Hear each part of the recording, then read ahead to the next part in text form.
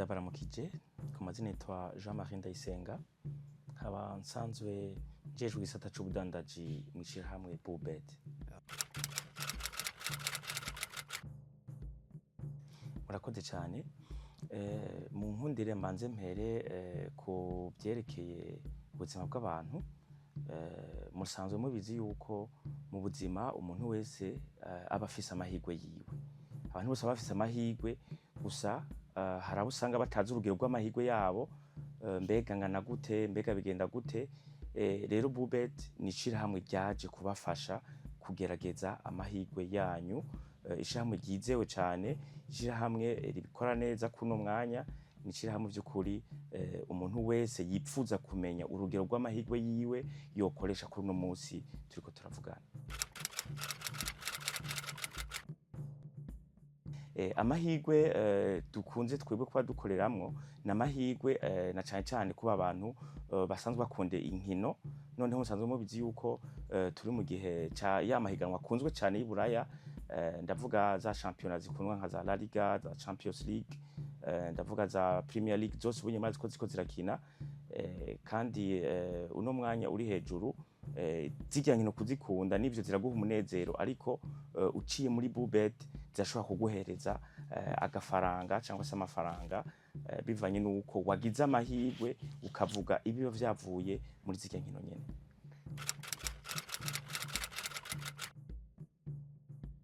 Murakoze cyane. Umunwanyi wa Bubet ahari ukuntu abigenza, asaba kuba ubwa mbere afise telefone ya Android. Izo telefone abantu baba baraguze zizimvye birumvikana bakazishamwa amamega. Noneho ubuho nimba umaze kuba ufise iyo telefone y'ayo mamega, uremerewe kuzokoresha amamega nk'umutahe wawe maze ukabibyaza umusaruro.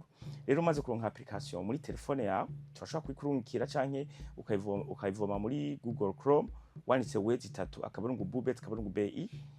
Urashobora gushutesha iyo application, cyangwa se ukatwandikira kuri WhatsApp. Turashobora kurungikira iyo application mu buryo bwa WhatsApp.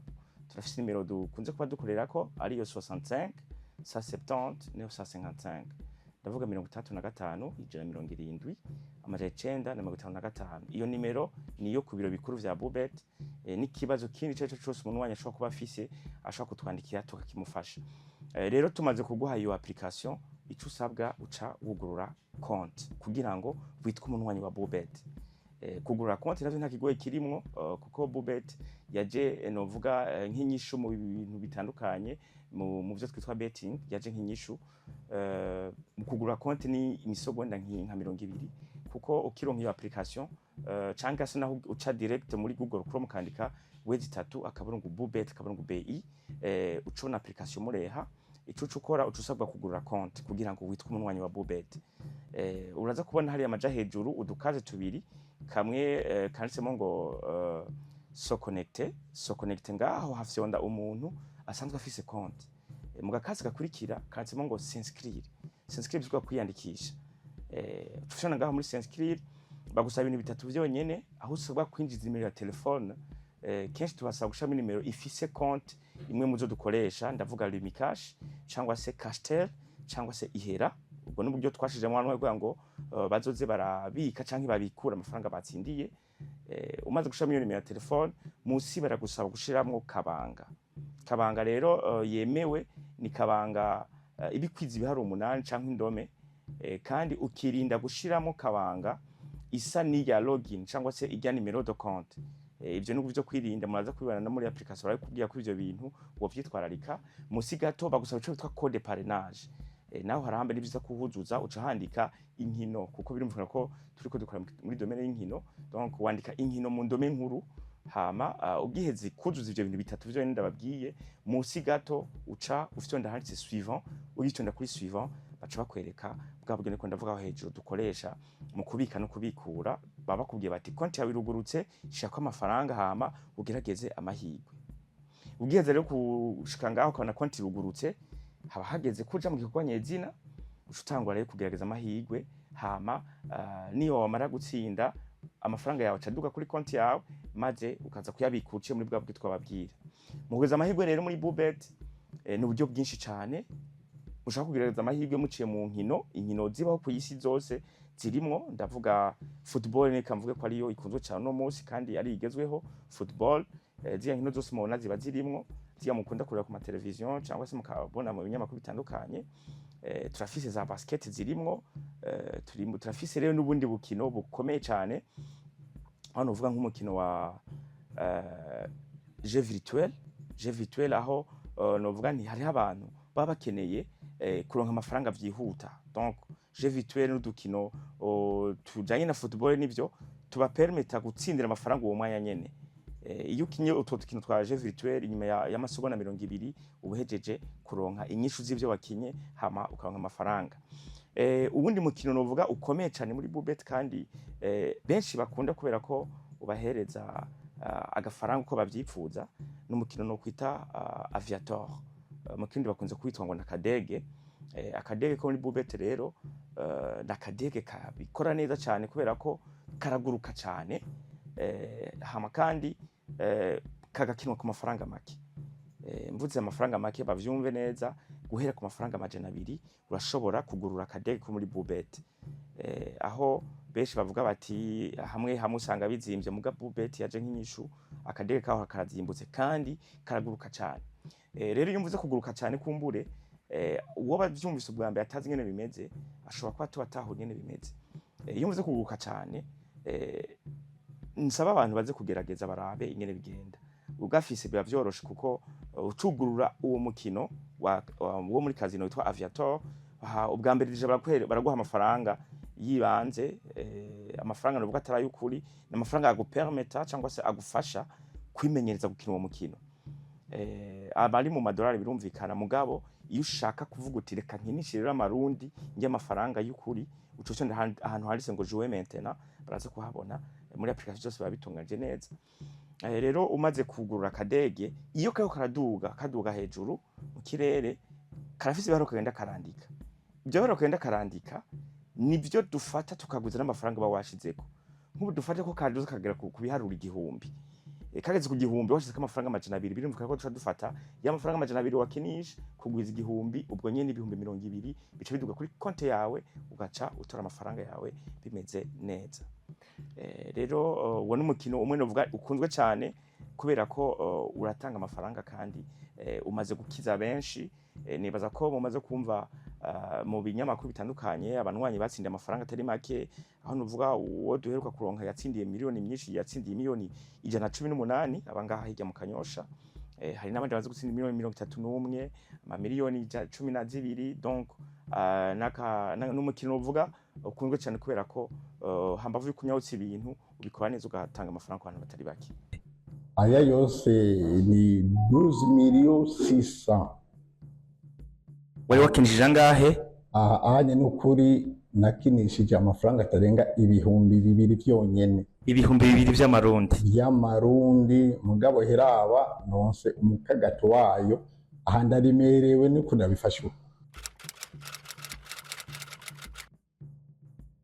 Uburusho Bubet itanga nibaza ko atahandi bazobusanga. Reka mpere kwako nyene. Kuba Bubet itanga service nziza kandi zizimbutse, nibaza ko naca ari ikintu c'ingenzi. Uvuze uti mbega ku nkino ho bahera kurangahe. Bubet rero novuga ko yaje nk'inyishu ku banywanyi cyangwa se ku bantu bose bagereza amahirwe, kuko ntiyigeze yipfuza gushiraho novuga ngo urugero umuntu adafise atokina muri Bubet. Kubera ko umuntu wese afise amahirwe yiwe n'umukene arayafise, ni byiza ko namwe nagerageza amahirwe. Nico gituma amafaranga yose ufise kuri zino nkino, nariko ndavuga ku nkino ukinisha amafaranga yose ufise. Nimba ufise ifaranga rimwe ry'amarundi tigira nta kibazo, nimba ufise amafaranga 10 tigira, ayo ufise yose urashobora gutigira. Ndabutse yuko haduse n'umunwanyi ariko kubikora neza agatigira akoresha amafaranga 100 ry'amarundi, besha bavuga ati ngiyana amadolari yari 100 y'amarundi, ashobora gutsinda miliyoni zigera ku miliyoni 7,400 aba ku Mutangano. Yabikoze neza cyane ku mafaranga 100 y'amarundi, muzi kumbure uno munsi atashobora kurehana bus. Rero muri Bubet birazimbutse, kuva ku ifaranga rimwe ry'amafaranga y'amarundi urashobora gutigira ibintu bikagenda neza. Kugurura akadege niho dufise guhera ku mafaranga 200, muca muvyumva ko vy'ukuri ari ibintu bizimbutse. ako numva ni rero nakawusho kamwe mu busho bwinshi dufise. Akandi kawusho nobabwira muri Bubet dufise nuko mwabo bantu bakunda gutigira, iyo watigiye ku nkino nyinshi, kuko murabizi ko umuntu aba yemerewe gupoperanya ama equipe, kushira ama equipe menshi hamwe, birumvika ko hari igihe usanga hari equipe imwe canke zibiri zagutabuje, ugasanga wavuze ngo Man City iratsinda ariko basanga Man City bacibanganya, gutyo bacusanga bimwe wakoze yatike yawe yo novuga ngo iratabutse cyangwa se ntikwereka itaba yagenda nkuko wabivuze.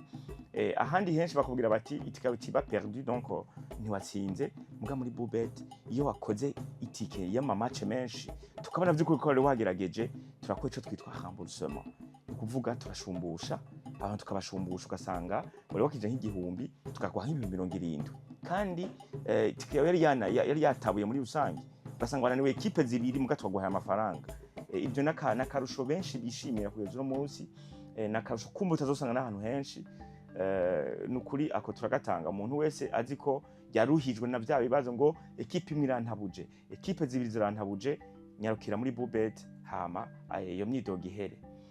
Akandi karusho novuga gakomeye kandi atarako kufata minenegwe, nuko muri Bubet dufite icivugo ciza cyane kivuga ngo utsinze uraronka. Ico kirahambaye cyane kuko iyo umuntu yatsindiye amafaranga, ugasanga yatsindiye miliyoni nka 20, ugasanga ramaze nk'indwa kino, ugasanga no munsi bamuriye ejo yariwe, ariko hageze ko atsindira amafaranga, hageze kuyabikura ngo yaye ngo ubuhinga bwa ngo buragoranye, ngo limikashira avuyemo, ngo amafaranga urindiye ngo tuzaguha mu rw'izibiri. Oya, muri Bubet suko, iyo utsinze uraronka.